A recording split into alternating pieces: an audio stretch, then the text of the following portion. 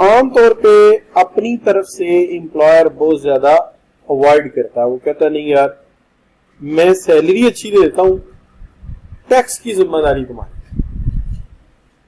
लेकिन हादसी है अगर वो किसी जगह बड़ा ही कोई फंसा ले कि नहीं जी ये तो आपने देना ही है, तो तब भी एम्प्लॉयर की कोशिश ये होती है कि मैं ना इसमें ये करूं कि एक फिक्स्ड अमाउंट इसको दे दूं कि यार ये जो फिक्स्ड अमाउंट है ना ये तो टैक्स की मत मेरे से ले ले और ले ले, लेकिन टैक्स बॉन्ड बाय एम्प्लॉयर मेरे जिम्मे ना डाल, तो वो आमतौर पे वो नहीं लेता।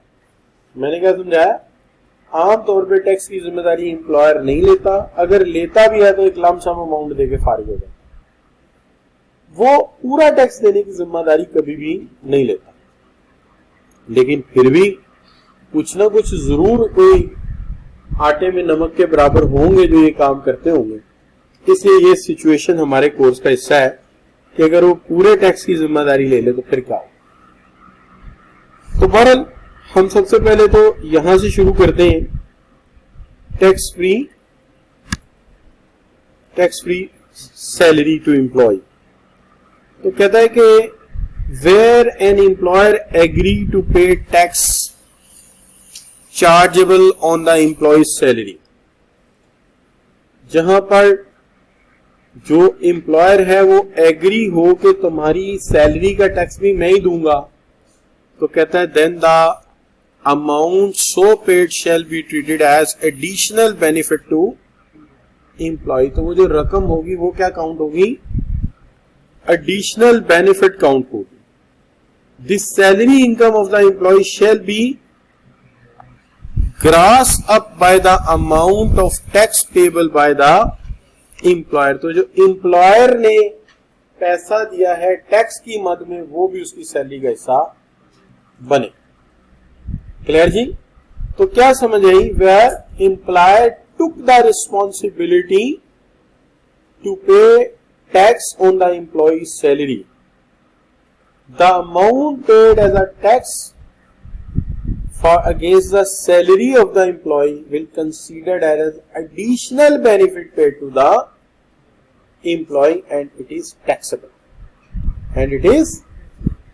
तो कहने का मतलब ये हो गया कि पहली बात, अगर एम्प्लॉयर ने रिस्पॉन्सिबिलिटी ले ली कि तुम्हारी सैलरी का टैक्स मैं अदा करूंगा, तो ये जो टैक्स देगा एम्प्लॉयर ये भी सैलरी के साथ एज अ बेनिफिट नथी हो जाएगा। यही बात की है मैंने, क्या रिपीट करता हूं, जहां एम्प्लॉयर ने रिस्पॉन्सिबिलिटी ले ली कि तुम्हारी सैलरी का टैक्स मैं दूंगा, तो टैक्स भी सैलरी के साथ एज अ बेनिफिट नथी हो जाएगा और उस पर भी टैक्स लगेगा, यानी बेनिफिट पर फिर टैक्स लगेगा। क्लियर हो गई बात? क्यों जी, कोई बच्चा कहे बात समझ ना आई तो रिपीट कीजिए, मैंने क्या कहा। हु विल से यार लेक्चर है तो आज इस लेक्चर में लाइट ना जाए, ये बड़ा फिक्र है इस बात की, वरना सीक्वेंस टूटेगा मेरा। तो मैं बात कर रहा tax paid on salary by employer. तो इसको मैंने 3 सूरतों का न्यूमेरिकल देखा है, मैं तीनों सूरतों का एक एक न्यूमेरिकल रख देता हूं। एक सूरत हाल ये है कि एम्प्लॉयर एक fixed amount they they, fixed amount against tax on salary. ये बड़ा ही आसान है, काश के यही होता लाभ, लेकिन ऐसा है नहीं। अच्छा, दूसरा जो है ये है कि टैक्स बॉन्ड बाय एम्प्लॉयर। तो जब टैक्स बॉन्ड बाय एम्प्लॉयर करता है तो टैक्स बॉन्ड बाय एम्प्लॉयर, इसमें मैक्सिमम हिस्सा एम्प्लॉयर ले जाता है और बहुत थोड़ा सा हिस्सा एम्प्लॉय को देना पड़ता है, फिर भी थोड़ा सा हिस्सा देना ही पड़ता, ठीक है। लेकिन कभी कभी ऐसा न्यूमेरिकल आता है जिसमें टैक्स बॉन्ड बाय एम्प्लॉयर लेकिन उसके साथ कोई और पर्क भी अटैच कर देते हैं, कोई और बेनिफिट भी डाल देते हैं, इस तरह न्यूमेरिकल थोड़ा सा लंबा हो जाता, न्यूमेरिकल थोड़ा सा लंबा हो जाता, और कोई बड़ी बात नहीं। क्लियर जी? तो मैं वन बाय वन करता हूं। एक ऐसा न्यूमेरिकल जिसके अंदर फिक्स्ड अमाउंट देके एम्प्लॉयर साइड पे हो गया, एक ऐसा न्यूमेरिकल जिसके अंदर उसने कहा नहीं टैक्स सारे का सारा मैं ही दूंगा, तो थोड़ा सा हिस्सा जाएगा किसको, एम्प्लॉय को, यानी कि 500 रुपए से 5 रुपए शायद 95 एम्प्लॉयर दे रहा होगा। और ऐसा भी हो सकता है उसके साथ कोई और चीज अटैच करके हमें दे दे न्यूमेरिकल। सबसे पहले चलते हैं इस सवाल की तरफ। ये देखिए इस सवाल में mister B join PLC private on 1 August 2020, providing following detail. Basic salary कितनी है? 45,000। हाउस रेंट अलाउंस कितना है? 35,000। और टैक्स अमाउंट जो दी जा रही है वो है 1,000। तो 1,000 उसे दिया जा रहा है किसकी मद में? टैक्स अमाउंट नहीं थोड़ी है यार, 10,000 कर देते हैं, क्या ख्याल? सवाल ही बनाना है ना, 10,000 कर देते हैं।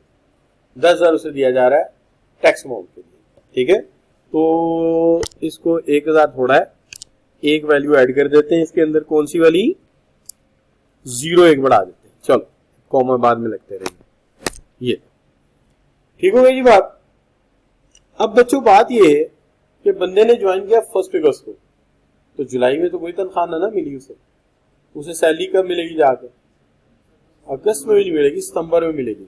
तो ये 2021 है ना, इसकी जो सैलरियां इसकी तरफ आएंगी ना, यानी मैं अगर कहूं इनकम टैक्स ईयर 2021 जो भी ये बंदा है, इसकी इनकम फ्रॉम सैलरी, बाकी भी हो शायद कोई बिजनेस है इसका, नहीं, इनकम फ्रॉम सैलरी है। इनकम फ्रॉम बिजनेस चले नीचे आई होगी कोई, आती तो दे देते, वरना नहीं है, यहां सिर्फ इनकम फ्रॉम सैलरी हम इसी को ही लेते हैं। तो देखा जाए तो जो इसे बेसिक सैलरी मिली है, बेसिक सैलरी दैट इज 45,000 10 महीनों के लिए मिली। अगस्त में ज्वाइनिंग की थी, ना जुलाई की तनख्वाह है ना अगस्त की, सितंबर की है। 10 सैलरी है, सीधा सीधा 4,50,000 बन गया, 4,50,000, ठीक है जी। अच्छा, उसके बाद आ गया बच्चों क्या? House rent. हाउस रेंट कितना बन गया? 35 मल्टीप्लाई बाय 10, जाहिर है जब से ज्वाइनिंग की तब से होगा, ये कितना बन गया? 350, ठीक होगी बात। कितना बन गया बच्चों टोटल?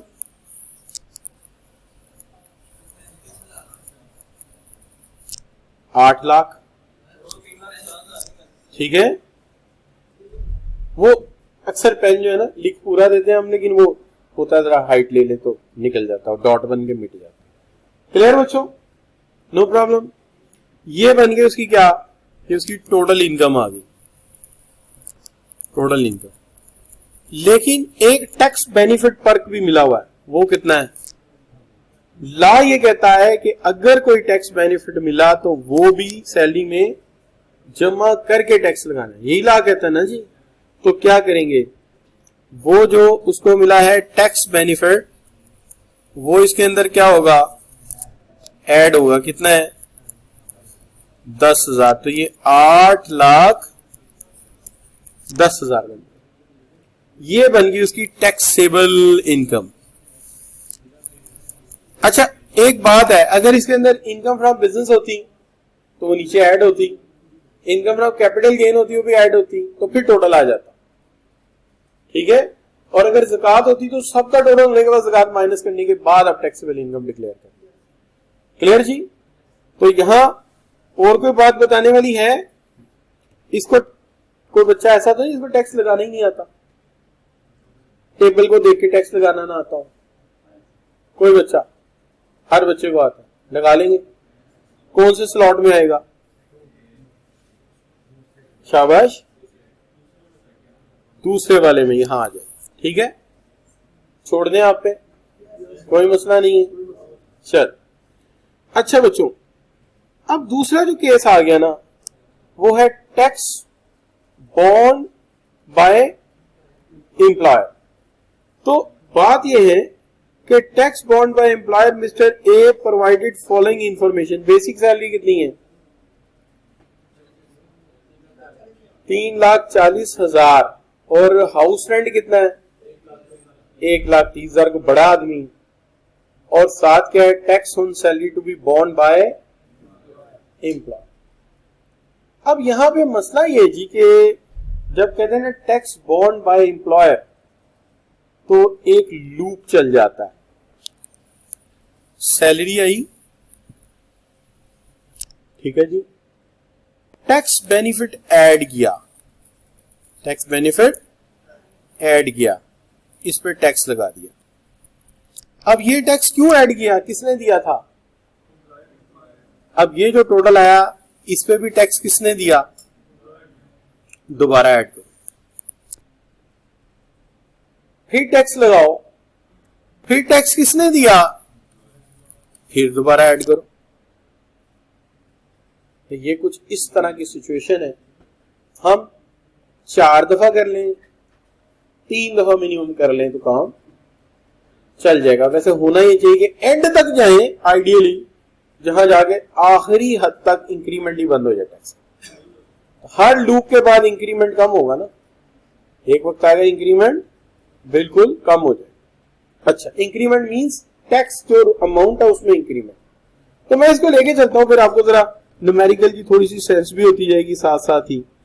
जैसे मिसाल के तौर पे मैं यहां पे छोटी सी स्टेटमेंट बनाता हूं, income from salary, tax year जो भी है।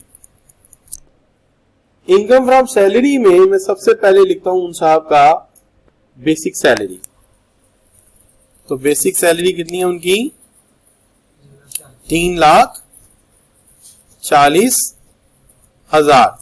कोई महीना वगैरह कुछ दिया उन्होंने तो फिर 12 सैलरियां काउंट होंगी, ठीक है जी। अच्छा, और हाउस रेंट, हाउस रेंट कितना? 1,30,000 मल्टीप्लाई बाय 12। तो अगर हम मल्टीप्लाई करते हैं 3,40,000 को, सैलरी आम तौर पे पर मंथ ही दी हो गया, पर मंथ ही, क्योंकि हमने नहीं ना, तो ये दे दीजिए लो, इसमें कौन सी ऐसी बात? ये कहां गया जी? ये लिख देते हैं यहां पे, तो मैं खुश करेंगे भाई। ये लो भाई, ये उसने नहीं बनाया, मैंने बनाया है। तो जब मैं कह रहा हूं कि बेटा ये पर मंथ है तो तू मान ले। नहीं मानता मैंने नहीं, कौन सा मसला है? नहीं जी नहीं, अब होगा, अब यही होगा। चलो पकड़ो, ठीक है जी। और नीचे वाले पे यहां डैश डैश डैश, ये लो, खुश। अब ये सेव हो गया, ये लो आ गया तुम्हारे सामने, ठीक है जी। अच्छा बच्चों, अब कितना बनेगा कोई बताएगा? यार एक मिनट ठहर जाना। 40,80,000, 40 लाख और 80,000। दूसरी अमाउंट कितनी बनी बेटे? 1,560,000। अच्छा जी, अब इसके अंदर क्या ऐड करना है? मैंने जमा कर दूं दोनों को। ये इसकी क्या आ गई? टोटल इनकम, ठीक है। कितनी? 5,640,000। लेकिन यहां पे टैक्स बेनिफिट अगर ऐड कर दिया जाए तो ये कौन सी इनकम बन जाएगी? टैक्सेबल इनकम बन जाएगी। कौन सी इनकम बन जाएगी? तो इसको वर्किंग 1 में ले जाते। वर्किंग 1 में जब ले जाते हैं बच्चों, ये रही working 1, tax born by employer, यहां पे एम्प्लॉयर पूरी कोशिश करेगा पूरा टैक्स में। हमारी तरफ से कोई शरारत हो सकती है, वैसे कुछ नहीं। चलिए जी, 5 कितना हो गया, 56 लाख 40,000 रुपए को टैक्स लगाते हैं।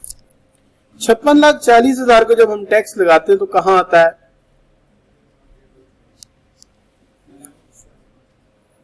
सातवें स्लॉट में, ठीक है ना।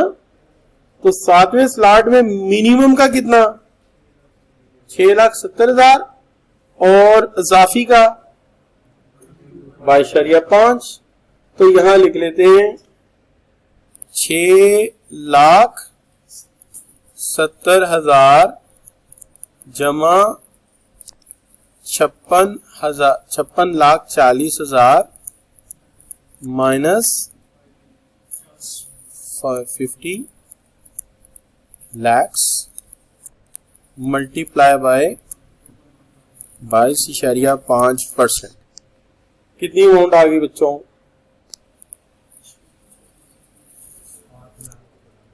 जी 814,000, ये अमाउंट आ गई बच्चों, ठीक है जी। अब पहली दफा ये टैक्स लगा, लेकिन इसमें भी टैक्स किसने देना है, ये टैक्स किसने देना है, ये भी तो बेनिफिट है, इस पे दोबारा टैक्स लगेगा। कैसे, पिछले वाली अमाउंट में ये बेनिफिट ऐड होगा, ये बेनिफिट पिछले वाली अमाउंट में ऐड हो जाएगा। कितनी बन गई, शाबाश, 64,505, अच्छा 54 आना है, 54, शाबाश, 000। दोबारा टैक्स लगेगा, स्लॉट वही होगी क्योंकि वो 8 मिलियन तक की है, ठीक है ना। कौन सी वाली, 8 मिलियन तक की है ना, वही लगेगी। तो दोबारा टैक्स लगेगा, दोबारा टैक्स लगाया तो ये बन गया 6,70,000 जमा 64,54,000 माइनस 5, 50 लाख, यहां 5 मिलियन मल्टीप्लाई बाय 22.5%।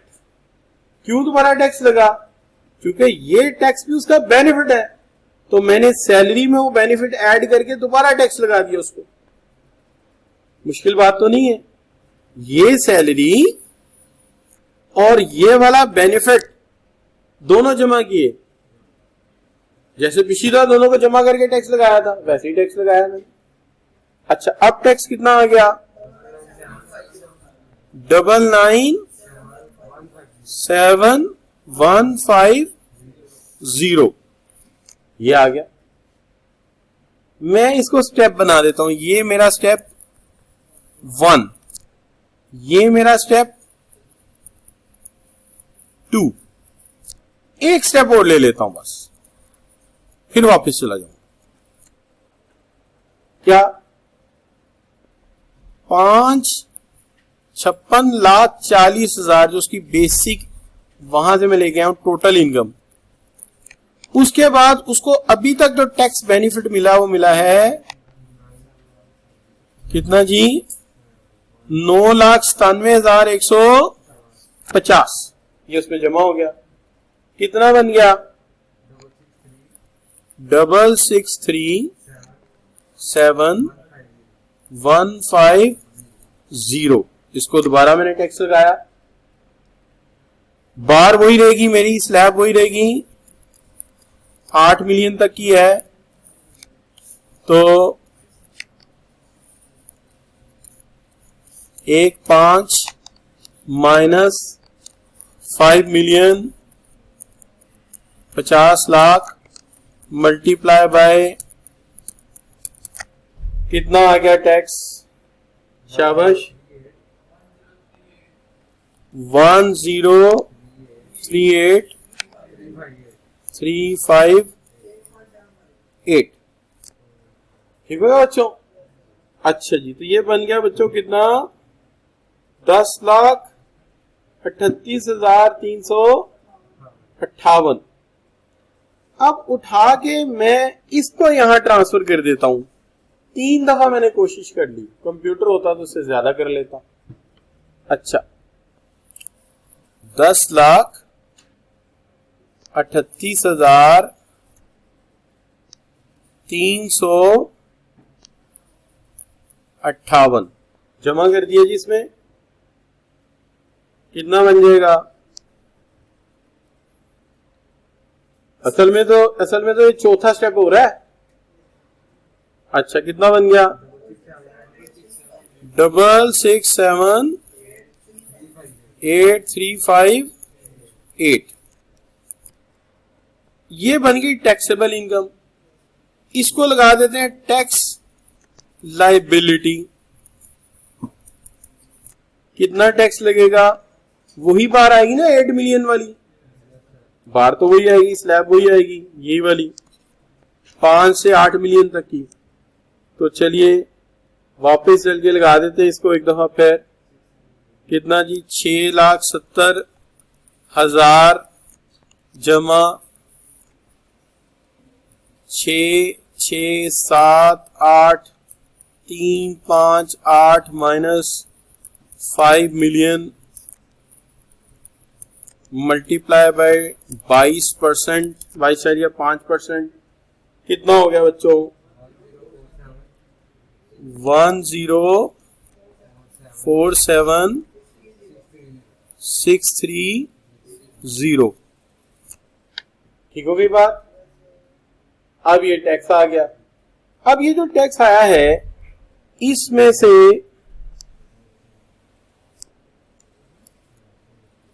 ये टैक्स आया ना टोटल बच्चों, इसमें से ये वाला टैक्स किसने दिया है? इसको इसमें से माइनस कर दें। ये पेड बाय ये किसने पे किया है? Paid by employer. ये किसने पे किया है? एम्प्लॉयर ने। ठीक है। अच्छा, बाकी कितना बचा? 9272 ये। Now this is pay by employ.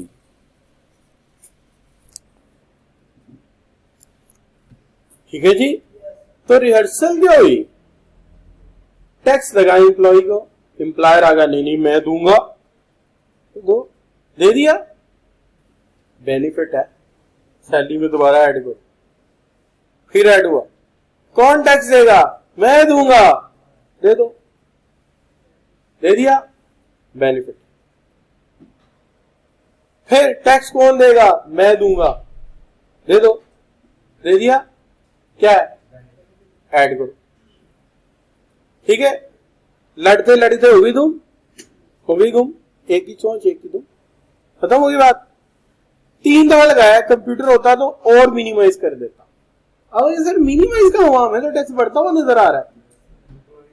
हमें तो टैक्स बढ़ता हुआ नहीं, एम्प्लॉई का टैक्स कम होता हुआ नजर आ रहा है ना आपको, आया कि नहीं?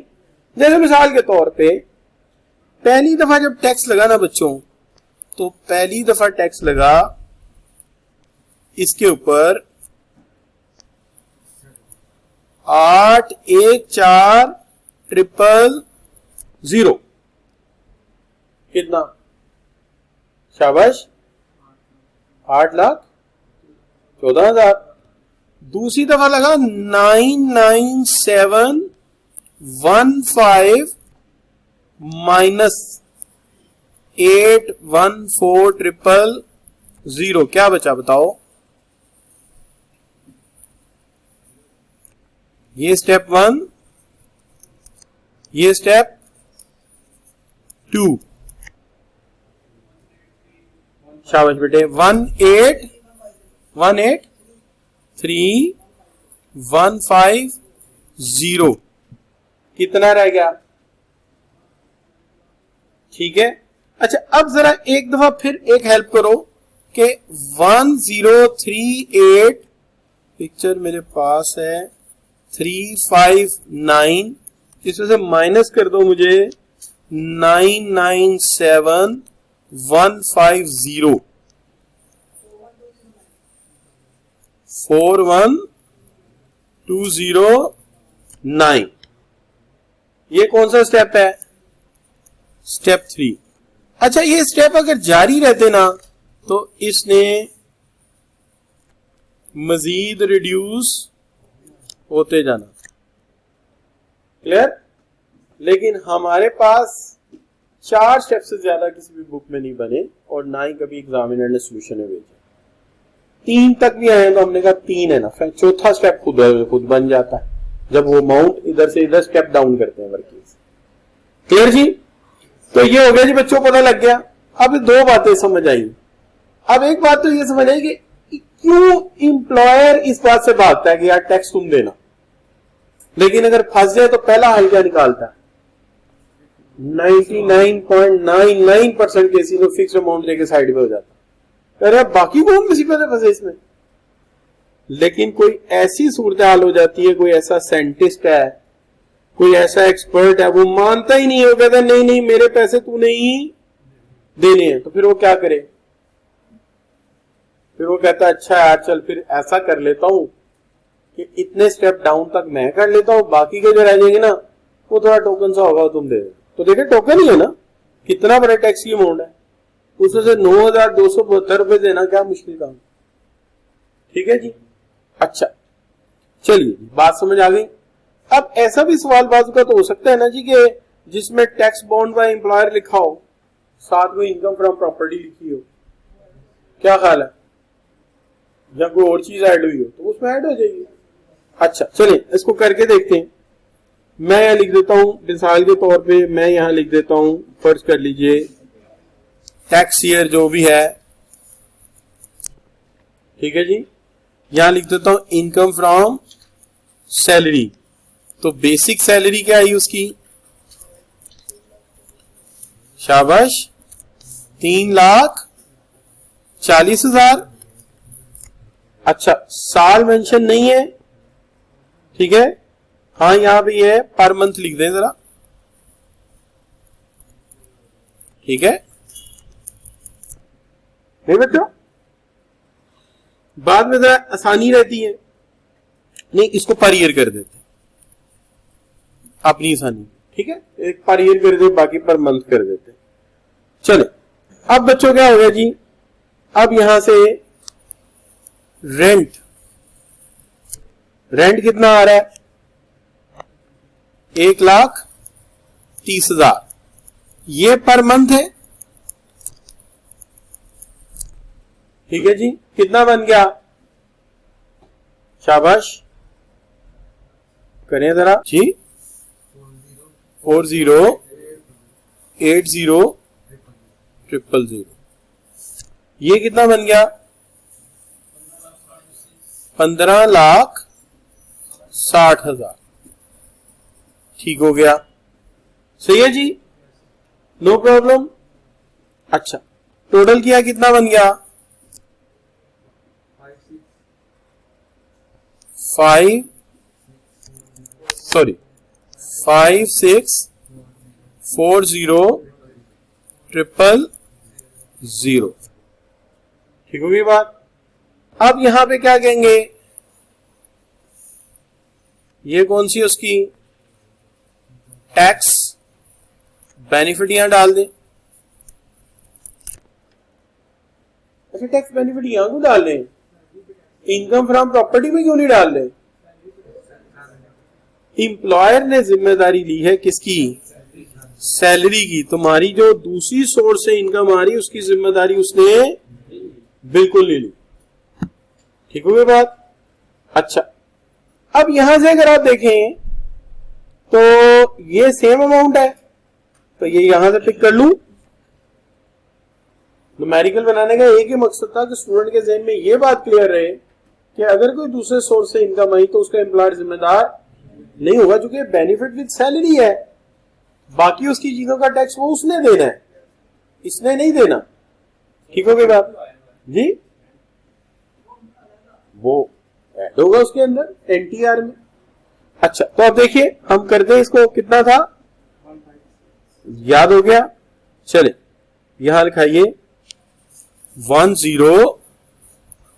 कितना है 1047 नहीं यार 38 और आगे 559। पक्की बात है?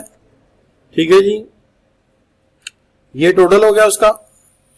कितना टोटल बन गया? शाबाश, 6678 559। अब यहां डाल दीजिए income from property. Income from property, क्योंकि देखिए बेनिफिट जो आना था आ गया ना वहां से, समझिए यहां मैंने बेनिफिट निकाला ये।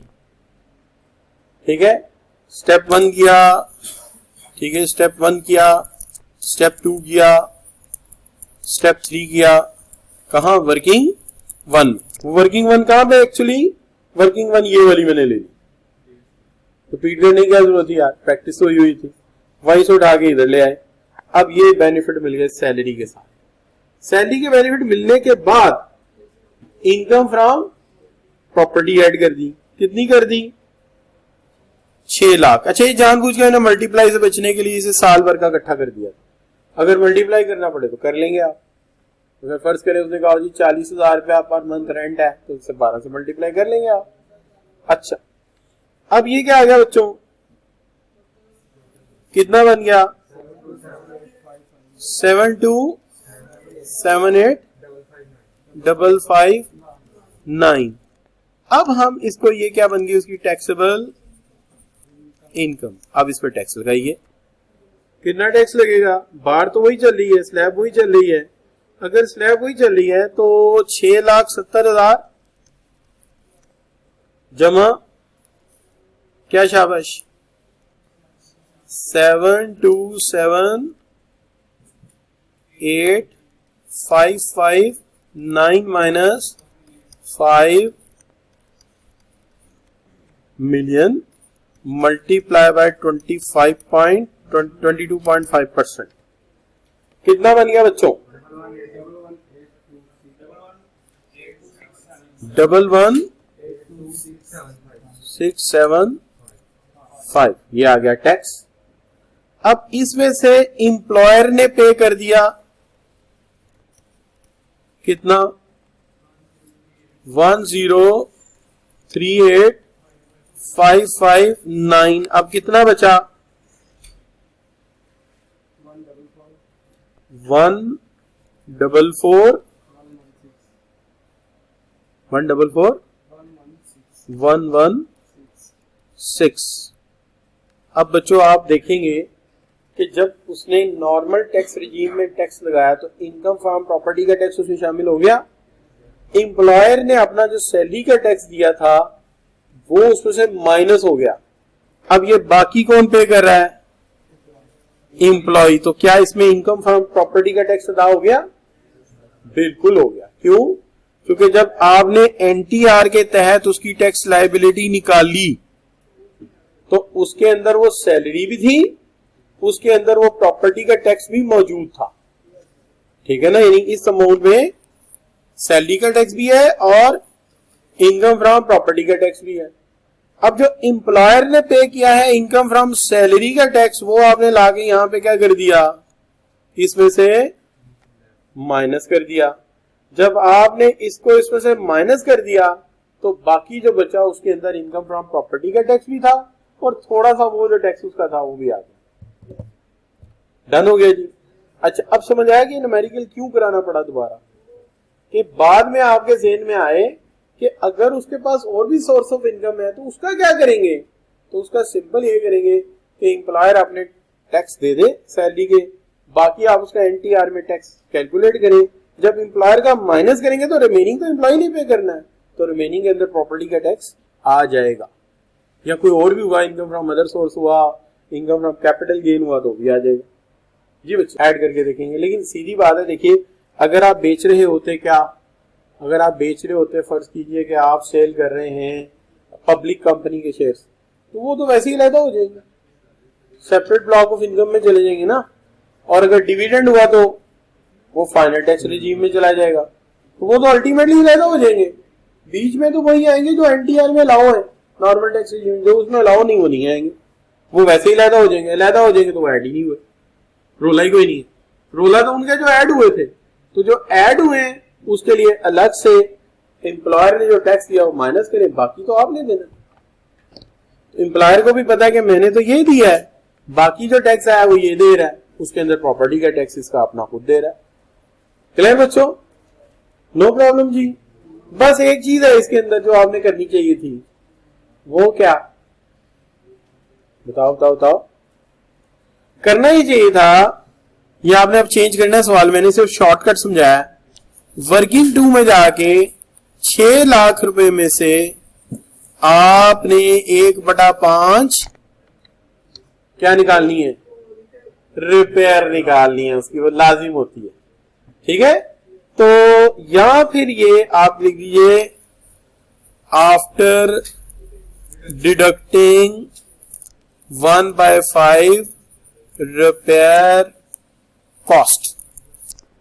अब ठीक हो गया। और अगर ना हुआ तो क्या करोगे?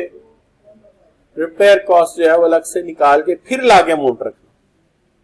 ठीक हो गई बात? कर लेंगे ना मैनेज? अच्छा बच्चों, तो ये चीज हो गई। तो ये काम हमारा जो आज के लिए मैंने अलॉट किया था वो मैंने डन कर लिया। अच्छा,